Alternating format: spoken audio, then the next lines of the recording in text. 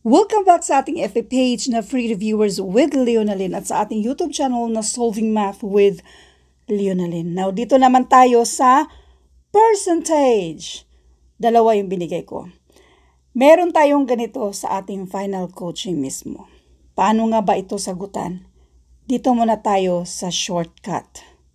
20% of half of 140. Ito yung sinasabi kong never memorize the answers because that will never help you, kundi yung paraan kung paano natin ito sagutan. Kasi yun na nga, merong lumabas sa mismong exam. Although magkaiba lang, pero ganito lang din naman. Numbers lang yung nagkaiba. So ngayon, 20% of half of 140, doon tayo sa shortcut. Half, ito yung i-half natin, so magiging 10% of 140. Madali na lang, and that is 14.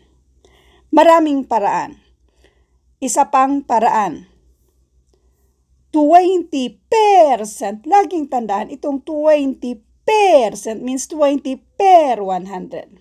Hanapan ang greatest common factor, which is 20. 20 divided by 20, and that is 1.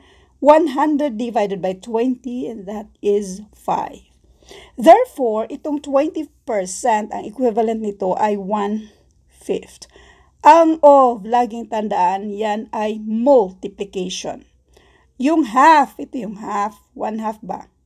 And then 140. Sa multiplication of fraction, lahat ng whole numbers, dito yan sa numerator i-multiply. And then, this is 140, so 5 times 2, this is 10.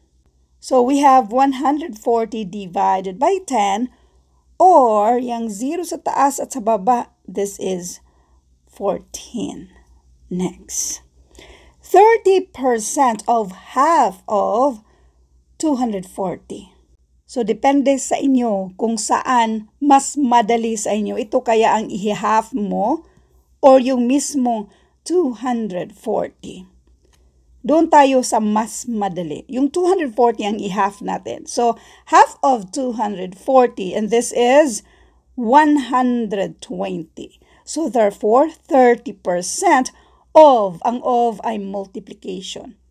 30% of 120, shortcut pa rin tayo. Instead na itong 30% means 0.3 kung i-convert natin to decimal.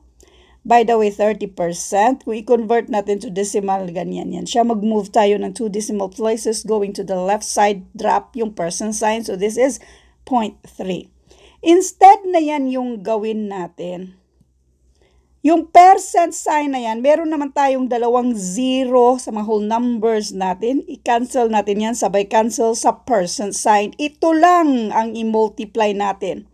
3 times 12, and this is 36. Kaya ang sagot dito, 36.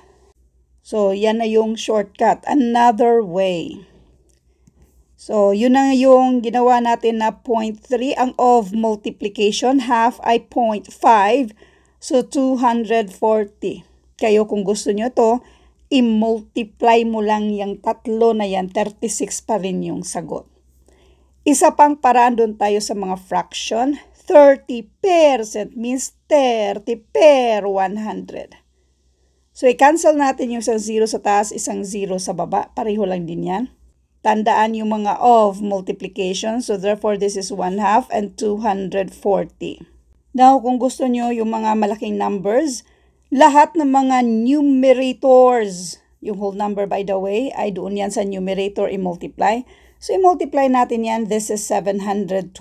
Yung mga denominators, yung 10 times 2, this is 20. 720 divided by 20, and this is 36. Meron pang paraan. Nagbibigay tayo ng iba't ibang ways sa pag-solve nito para kayo na mismo mamili kung saan ba mas magandang or hiyang kayo sa pag-solve nito. Itong 240, pwede na naman natin yung i-divide na ng 2. So, we have 120. So, therefore, ang i-multiply natin sa taas si 3 at si 120, meron pa tayong 10 sa denominator.